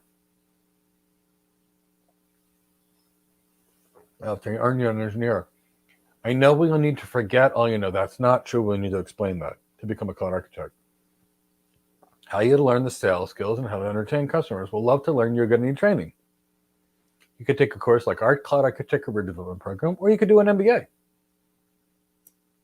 But even if you do an MBA, you're still going to have to practice sales skills, and you're still going to need sales training. But either way, you could do our training or that.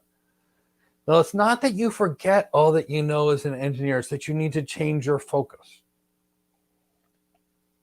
So let's go back to the sun, the moon, and the stars. And I'll tell you when I almost got fired as an architect 20-some years ago. As an architect, you can't touch the technology. Your focus as an architect needs to be on digital transformation. Now, your tools are the tech that you know, so you don't forget the tech that you know. So tonight, go out and look at the sky. I don't think I'm going to be looking at the sky in Florida because of this hurricane that's on its way to us, but go look at the sky, look at the moon, the stars, all of it. Now, if you focus in on the moon with like binoculars, what are you going to see? The craters on the moon, maybe the man on the moon, I don't know. Is the moon made with cheese? I don't know, but I'm just being silly at this point. But you're going to see the moon with the binoculars. Why don't you say, I love to learn the whole sky when you're zoomed in? So you can't afford to touch the technology. I did it once and missed something because I wanted to play with the BGP thing because I was a BGP expert, but nope. Focus on the BGP, mix the big picture. Didn't work, and my manager made it clear to me, never, ever, ever do that ever again. I didn't. See, it's not that you lose your knowledge. It's that you apply it differently. Everything that you know about tech is a good thing, but you can't focus on the tech. You have to focus on the transformation. So that's the difference. You keep the tech knowledge. It's beneficial knowledge. Knowledge is cumulative. Life is cumulative. It'll make you better if you can focus on the big picture and not focus on the tech. But you need training. People are not born knowing how to sell. Nobody's born an engineer. Nobody's born an architect. Nobody's born a doctor. And nobody's born a pilot. And that's how you have to get to training. And that's why we have the Cloud Architecture Development Program. And I got to tell you right now, it's just as much training to transition an engineer to an architect as it is to take a school teacher and turn them into an architect. The school teacher already has half of the sales skills. They've had to sell their kids into wanting to get an education. They have to sell the principal into their lesson plans. They have to sell the family members to encourage their kids to take school seriously. So, I mean, for example, let's say you got a school teacher, they already have a closer aligned job to what we do, but they don't have the tech. So they have to learn the tech and more of the business skills too. The engineers don't have to worry about the tech. It's all about learning how to do digital transformation and sales and leadership skills. So get training. Train with us or get an MBA, but I'd love to train you. You love to learn, I love to teach.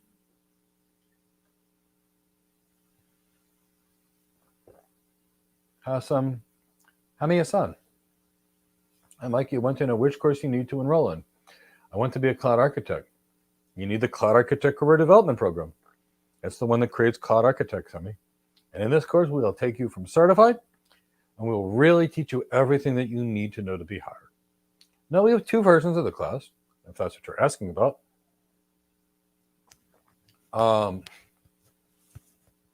And we have the live version, which I encourage if you can take it, and the basic version if you can. That's the difference between the 2 versions. In the Cloud Architect Career Development Program live, I teach and I get to talk to you in class. I get to coach you, advise you, you'll participate in class. In the basic program, you watch a recording of the class that we just taught. So there's not there. So that's the difference of the 2. In the live classes, I get to know you. Somebody asks me for a reference, I can give them a reference. Why? Because we've had conversations via classes over the course of 8 months to a year.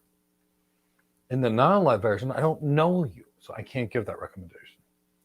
My live students get to participate in other projects. For example, in my live class, I invited about 60 of my students last weekend to redo our AWS Certified Solution Architect Associate and Professional books.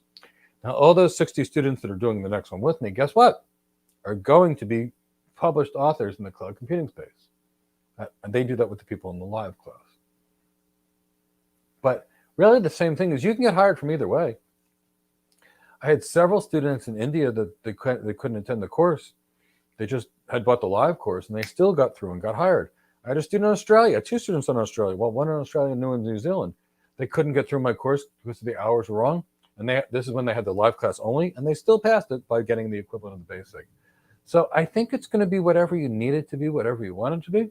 The live versus the basic. I recommend the live if you can, because I feel like that live participation is better than watching somebody else's But either case, we'll find a way to get you hired.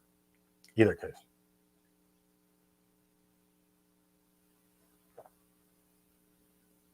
And Chow or somebody, can you pop a link to that question in the chat box? Hope you've been watching a lot of your videos. You have a question, please ask your question. That's why I'm here. Answer any question you desire as long as it's related to your career. I have very good skills in sales. You work to use in sales. You're a teacher, but you would like to change a new career to cloud. So do you think my background will help? I don't have any IT. Yes, I hope I love your background. I'm working with 2 teachers right now. I'm working with them and they're both great. Last week, I had difficult conversations, which was a critical course that I teach. And we had engineers do it. We had technology professionals do it. We had people that were very good at sales do it. My teacher was a rock star. Those 2 teachers did so well in that class on difficult conversations that I actually reached out to one of their spouses that I've known in the technology industry for 2 decades and said, your spouse is a rock star. And I didn't use the word spouse. I used husband or wife, but I'm trying to keep it ambiguous. So yes, I think it will be very, very beneficial to you. You probably know how to write properly. You probably communicate fairly well. Now you're going to need some executive presence training and some CXO relevancy training. And we're going to have to teach you a different kind of sales. So that sales, what we're dealing with is different than, say, selling a car or selling a house. And here's what I mean. When you sell a car, it's, imagine how you're going to feel in this thing. Imagine how it curves, the performance. It's all about excitement, excitement, excitement. We don't sell that way. For us, it's about, you're going to spend $300 million on this thing. So we've got to build the business case where we look at the weighted average cost of capital, determine if purchase versus leasing is better. Then we've got to look at the opportunity cost of where they spend their money on point A or point B.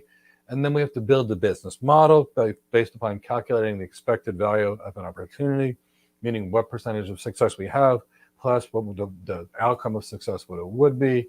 And then we build the business case and we show the customer that by investing their $300-400 million here, we'll give them about $1 billion in business value. But your teaching background is great, great, great, great. I love working with teachers. I'm working with some right now. You know who else does really, really well is architects, mental health professionals, nurses, and doctors. In fact, I recently trained a mental health tech, no experience in tech, who recently got hired as a cloud architect at one of the world's biggest banks. And when she spoke to me, she was worried about her background. And I said, no, I love your background. And she said, why? I said, you must be emotionally intelligent. You've got to keep a conversation going in the direction it's going. You know how to elicit information. You know how to lead people into not trying to kill you at the psych hospital by being soft, smooth, and emotionally intelligent. So Hope, I think you've got an incredible background. I'd love to work with you. It'll help you no matter where you go, though.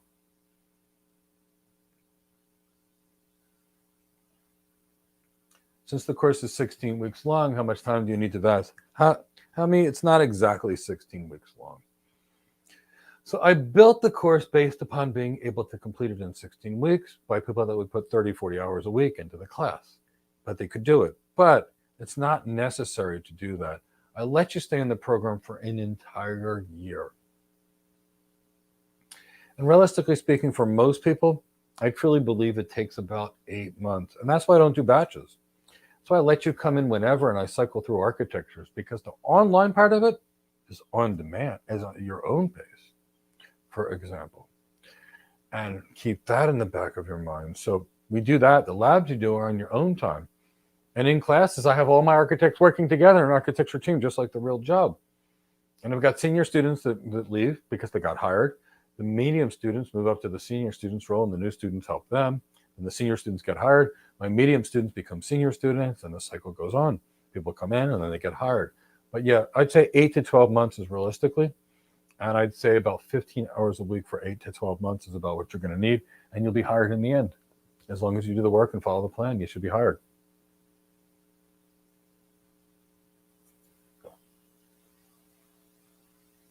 But it's not about how much time you need to invest because we all learn at different speeds. Things that you won't have to focus as hard on. So I can read 1,000 pages in a day, and I've done that most of my life. So I was able to do a CCNA course in 4 days by just reading books. But I read. But somebody else might take 5 weeks to read that. And that's the other reason I'm flexible, because I don't know what your background is. No matter what, you're going to get hired in the end if you do the work. As long as you do the work, you should be hired. But I don't know how fast you learn. So it's flexible. And that's why we give you up to a year, because I just care that upon graduation, you're hired. I don't care about anything else other than you're hired. So let's help get you hired. When working with them as an architect, who will you be boss? A manager, VP, CIO, CTO? Well, depends on how level. It depends on things. When I was an architect, I reported to the vice president. But I was a fairly good enterprise architect. The enterprise architects, generally speaking, are director level themselves. You might work for a manager if you're a new solution architect. You might work for a director. But what if you're part of a 10-person company? Like a small boutique firm, you could be reporting directly to the CEO. So as a rule, you're going to have an architecture manager or director that you're going to work for. But it's based upon your career. I worked straight for the VP. My first architecture job. Actually, no, in one architecture job, I worked for a manager, my first one, but I had zero experience in tech in those days. And then my next architecture job, I worked for a VP. My next architecture job, I worked for a director who got promoted to VP within a month of the time I worked for him. So I was reporting to the VP. At Cisco, I reported to a VP, but that's just me. But it can be manager, director. It's all about how good your communication skills are, your leadership skills, those kind of things. The better they are, the higher level of management you report to, and generally speaking, the higher your salaries are too. This is one of these careers where the tech is given. You have to know the tech. But what gets you paid more is not the tech. It's about all the other stuff. How much you can impact your customers, how much you can influence your customers. What kind of things could you bring out for your customers? Those kinds of things.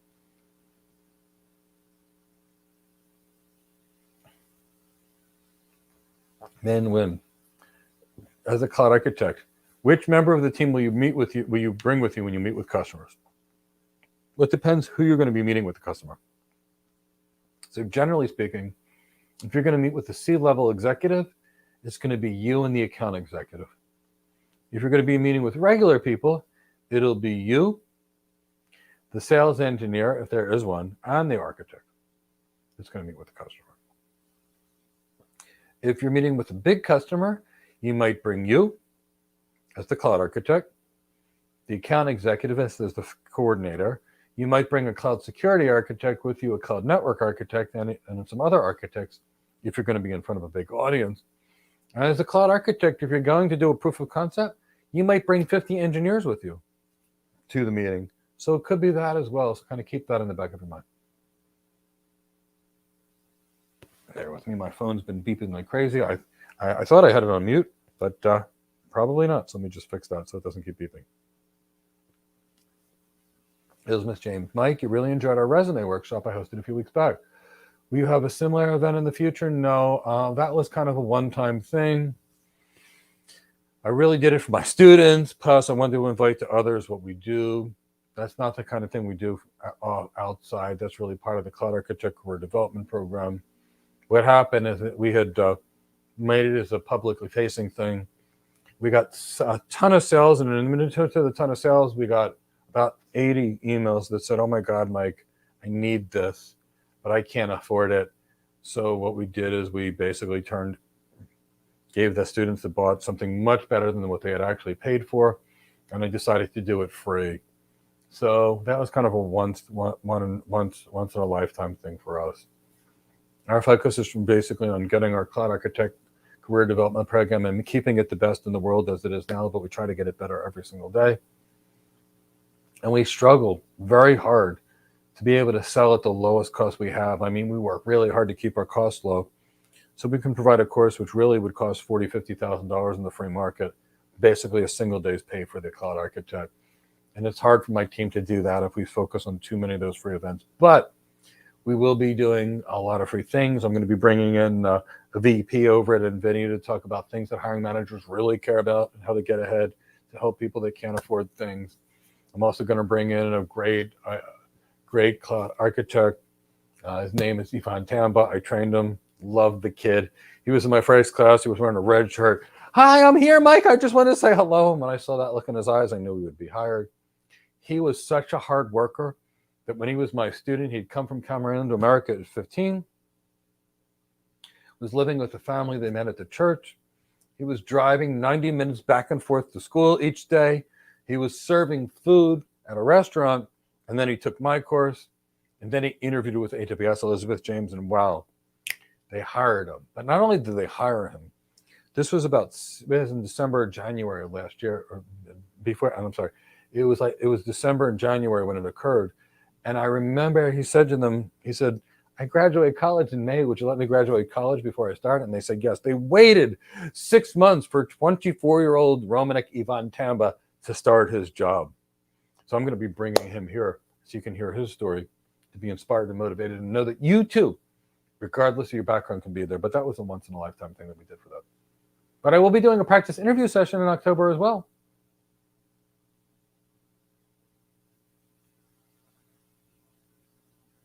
Can a person with a 3-year gap since grad get a job in cloud computing? And can a fresher take your own? Of course a fresher can take my class. Daniel Bosu didn't even graduate high school. He was 21 years old. He got hired on his 21st birthday as a cloud architect and cooked my class. Delroy Batt is 24. His last job was as an EMT. Now he's a cloud security architect. So of course you can do it as a fresher. Now, I've had several people. One of the last people I had, her name was Balwinder. She was a wonderful woman. She has been a stay-at-home mom for the last 8 years. Prior to that, she had a job. And guess what? Got her hired as a cloud architect with Microsoft. So it doesn't matter your background. Whatever your background is, it does not justify your future. So of course you can do it with a 3-year gap. Now, the question is, are you willing to work hard enough to learn the right skills? Are you willing to listen into the right guidance? If you can do that, of course you can be there. Of course you can be there. Absolutely, of course. Love to learn. I have an introvert. How can I improve your people skills? You train. I'm an introvert. Yeah. There's a video, and if Chow pops it on the screen, if she can find it, of me talking to Alvin DaCosta over at NVIDIA. And Alvin says, Mike's an introvert. And everybody went, oh, what? Oh, my God. All the people that were leaving comments in that chat box, because you'd never see it. I got trained. That's why I provide the training. Introvert, extrovert, we all have our challenges. It's no big deal. How do you improve your people skills? You get the right training and learn how to do it. You learn the right soft skills. You learn how to build some presence around you. You learn how to calm your brain down and control your thinking, which I teach. I teach cognitive behavior therapy. I teach yoga. Well, I brought in a better yoga instructor than me. I am an RYT 500 yoga instructor, but to me, yoga is just my passion. But I have a really good yoga instructor that studied with the Joyce family, the Ashtanga, the Patabi descendants of Patabi Joyce, who then taught him Ashtanga yoga. He lived in Thailand. He's lived in India. He studied with Bikram himself. So I brought him in. But there's special breathing that's being taught to Navy SEALs, for example. It's called tactical breathing. We teach that in there. There's other forms of pranayama, which is breathing from India, that also are used to relax the body. We teach that. But we teach you how to communicate, how and when to use your gestures, how to take up more space, how to have more presence. You're going to have to get training. I did. How much training did I get? About $250,000 worth of training. I'm not joking. But that's why I provide this training for students, because I know most people can't afford it. And that's why we spend so much time teaching it. So kind of keep that in the back of your mind. You train for it.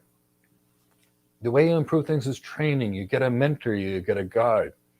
So my students, for example, they deliver a video presentation, and my team gives them advice on how to do it. And they may resubmit the video presentation 6, 7, 8, 9, 10 times until they get it right. But that's the thing. You got to learn how to do it. You got to get right. So get some training. You can get it from us. You can get training in soft skills from other people, emotional intelligence from other people, presentation training from other people. You can do it. Just do it. Just do it. Now, our course collectively costs less than any one of those training modules, but make sure you get training in it. This is not something that gets better on your own. Got a fear of heights? Go to high places. But here's the thing. If you learn it in a supportive environment with people that are encouraging you, working around your weaknesses and teaching you how to be your best, it's not going to be so scary. That's why I create sandboxes in class where I do this, where I put everybody on the spot. Why? Everybody gets there. And then once you get that good, I'm going to stress you while you're doing it. Why? Because here's the thing, real life brings stress.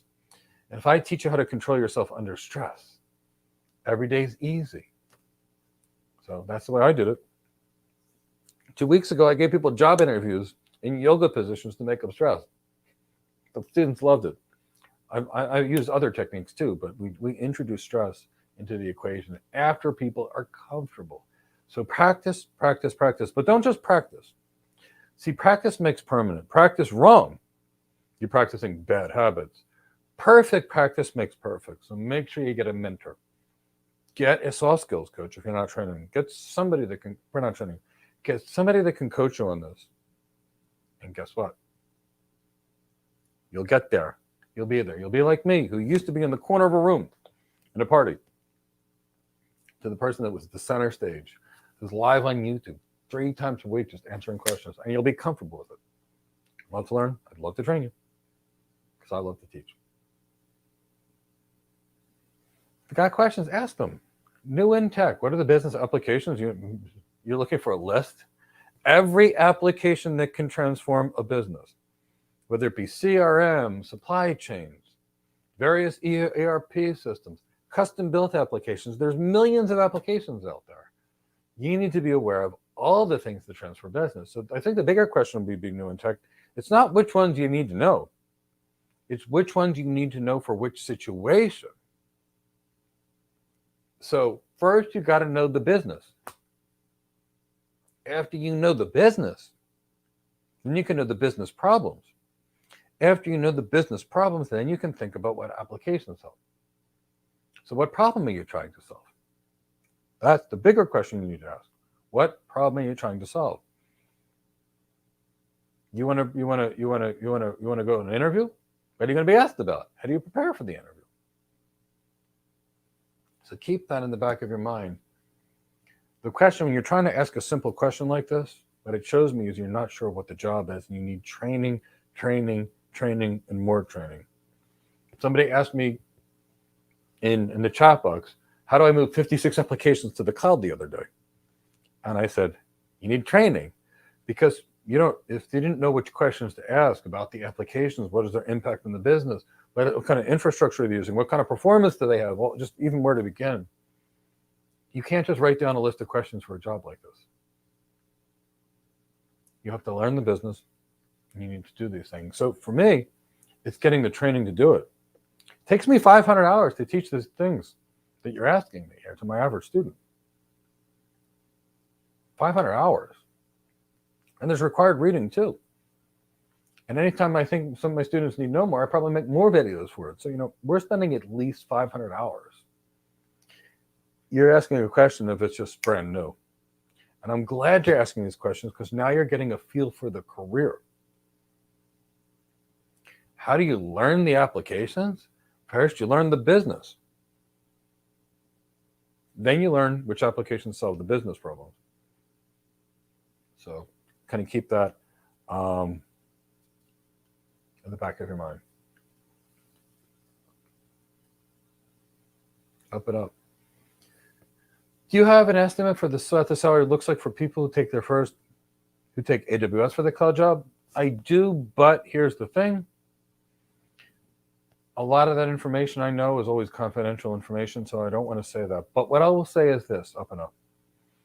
In the last year, our average salary ranged between 140, well, I'm going to say 120 to 287, because they were the salaries that were hired. I will say the average is about 160 with what we're dealing with for an ordinary company. I know one of my students is being recruited right now for a position, and he has no background as a cloud architect whatsoever, so it's going to be his first job. I know the recruiter that reached out to this person told them 170 as a base and 20% as a bonus. But this is a person that's been extraordinarily well trained. I trained him, and that's what a cloud provider is reaching out for him to do. He's had now 2 weeks work experience. So keep that in the back of your mind. He's an incredible architect, though.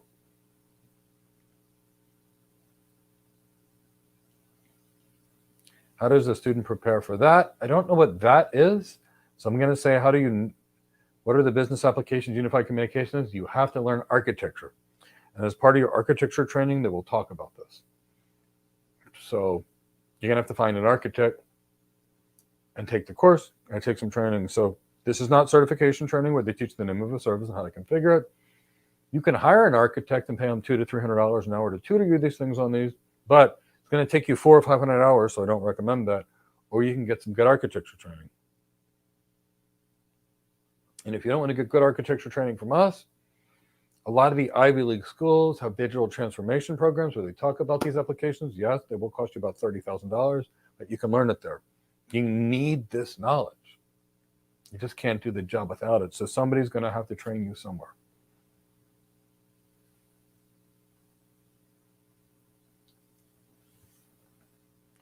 How does one student choose which business applications to learn before they're working? You get training.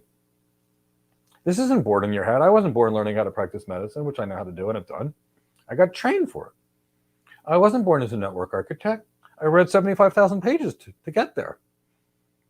Before I learned it, I got trained.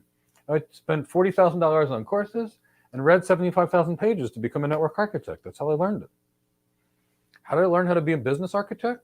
Well, I got an MBA in addition to the other master's degree that I had. And I read 3 books a week for a period of 10 years to be able to teach these kinds of things. So the key is you're going to need training. It's just not going to be born in you. You're going to have to find an architecture program or an MBA program. And if you do an MBA program, great. You're going to need some networking training, some data center training, and sales training, because that's not going to be covered in your MBA program. And leadership training is not going to be there, like things with regards to things like exercising influence, delivery, and presentation. Get some training for it. But get some training on it. Look, I teach all that at basically no money. And the reason I make it for less than $1,000 is I know most people can't afford the $250,000 education that I have. But I want to make it cost effective for most people. The cheapest I could make it, but new in tech, you're going to have to get training. There's just no way around it. You can't fly a plane without getting training. You can't becoming a lawyer without going to law school. You can't become a doctor without going to medical school. You can't become a nurse without going to nursing school or a physical therapist. And you can't become a cloud architect by just taking courses on Udemy and just hoping you're going to know. You're going to need training. We provide that training, but you can get an MBA or other places to get the similar training, but make sure you get training if this is a career you want. And you can get it, and you will get there, and you'll do great. You really will. But you need training. You want to get a black belt in karate, you need training. Believe me, spent 20 years doing it. You need training. It's all about training.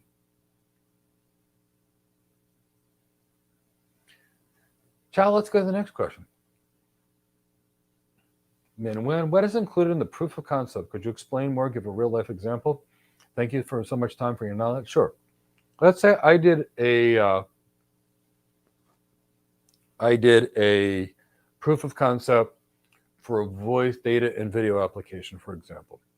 What was involved? Well, first, I was on site about 2 months doing requirements gathering, asking engineers, architects, and business people what they needed. Then I knew I was going to need about 50 people for this proof of concept.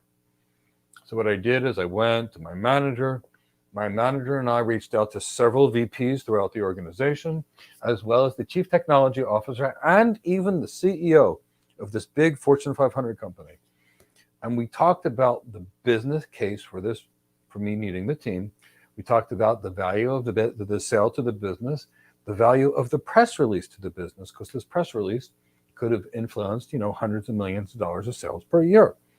After building that business case, I was authorized to get 50 people for 6 months. So what did I do? Now, I led the proof of concept. Yes, I had a project manager with me to manage the project, and I went on site every day with those engineers that did the proof of concept. So what did I do? I got there every morning. Half of the times I took them all out to breakfast, all 50 of them. There was a Greek diner right next to it, so we got to eat Greek food, Greek omelets, which I love. Got there, we built a plan for the day. Poof, Then it was like by 9 a.m., we were all in there. Those engineers are there. This engineer says, I need water. I'm bringing them water, for example, whatever it really took to keep people happy. I'm then taking them all out for sushi for lunch. And while we're at lunch, I'm checking to make sure everybody's good. And when somebody offended one of my people, I became the psychologist for the day because that's the job. If one of the people was rude to one of my people, I'd manage the relationship and step in and fix that. If the customer was inappropriate to my people, I'd go in there and I'd smooth things over and I'd let them know to respect my team, or I wouldn't have them there doing this free proof of concept and all these other things. Then half of the nights I took them out for cocktails and steaks and lobsters and scotch. And I did this every day until the proof of concept was done, which is a long time. Why do you have to do that stuff, man? Well, when people are working 16 hours a day, they're going to be exhausted and fatigued like you can't even imagine. And you're going to have to build relationships and build teams. You're going to do team building things, taking people out golfing. That's what you do throughout this whole process. Meanwhile, you're going to be interfacing with the customer, schmoozing with the customer. That's the job. So Min-Win, it's an extremely great question. And now you know why I'm so focused on soft skills, because I got to tell you this. Well, I never configured anything after I left engineering and moved to architecture. I did spend between $100,000 to $200,000 a year on lunches, dinners, drinks, and travel every year. And that's part of the job. But of course, it's corporate money, so they pay for it. You don't have to worry about it.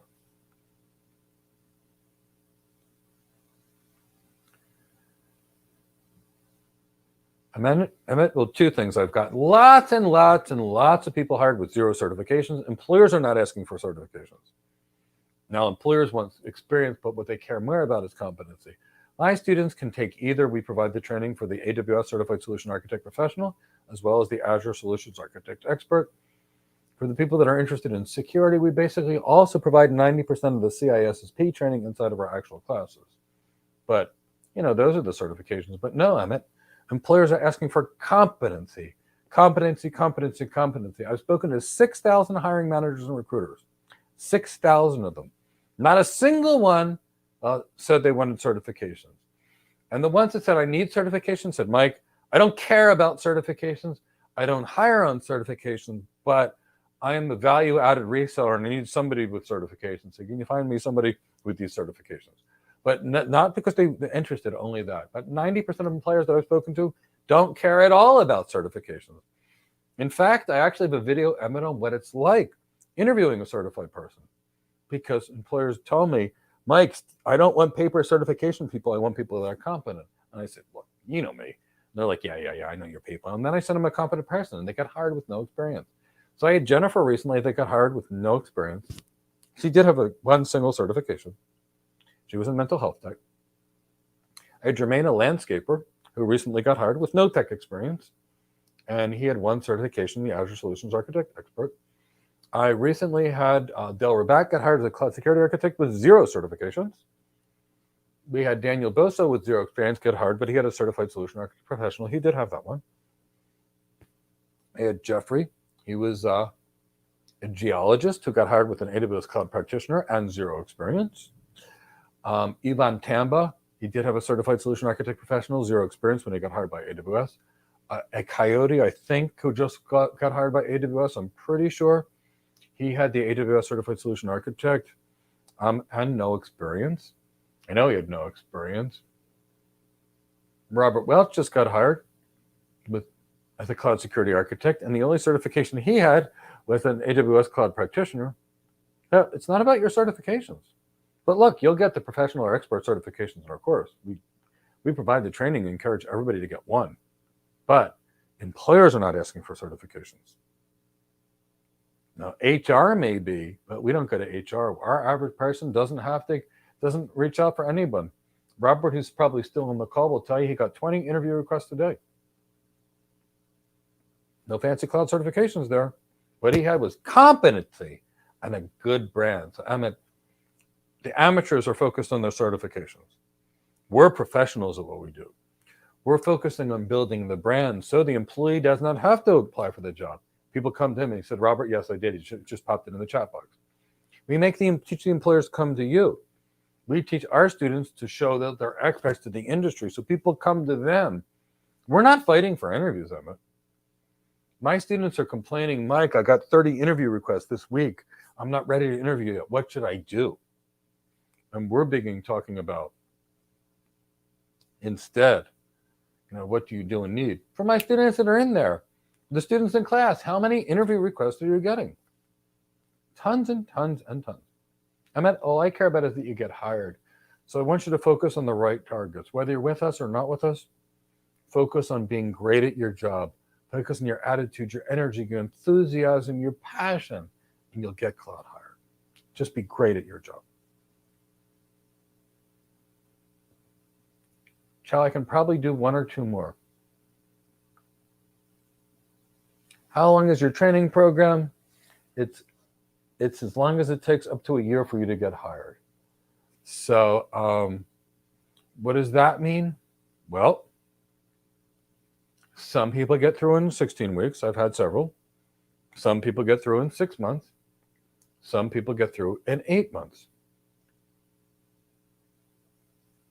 That's it. But I give you up to a year. So how long is our training program?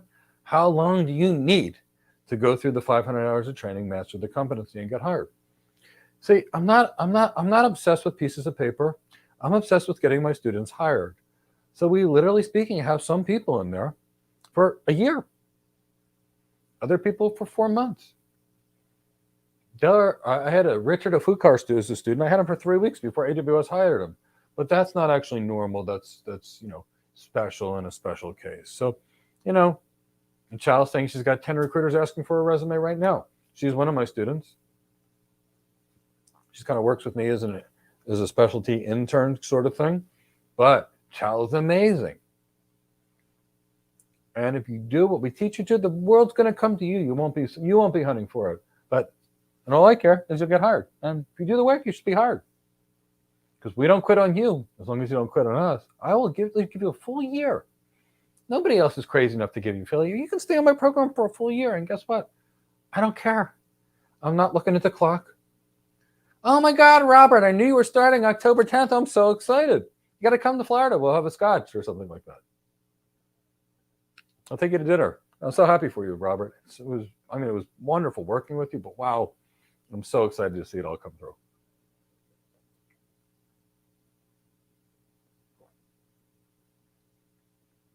I was saying, you going to need any other certification? No. All you need is our course. That's it. Everything is included. I do this because I've got everything in my course. I've got some reading from other people I want you to read. Again, it's even included in our course. The videos cover all the clouds.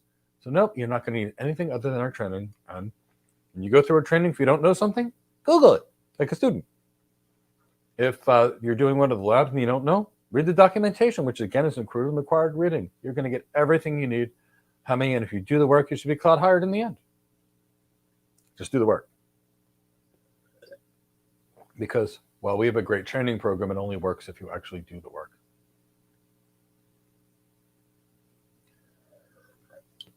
So I hope everyone today has had a really good time in our free question and answer session.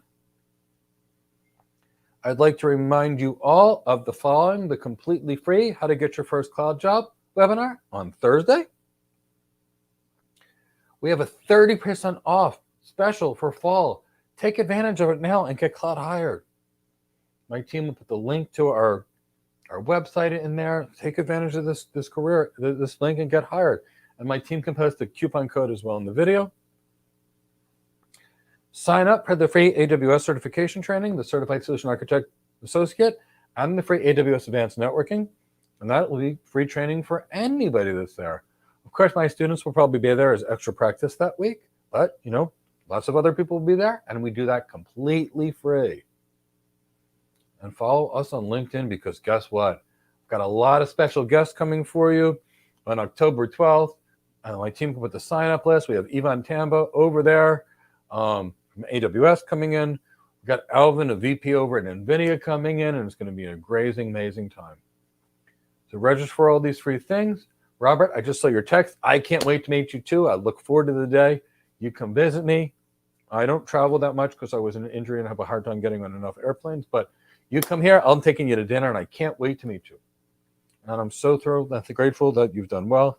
You said we've changed your life. Well, honestly, you made an impact on me too. Love seeing you in class and truly love working with you. Take care, everyone. Have a really great time, and see you soon.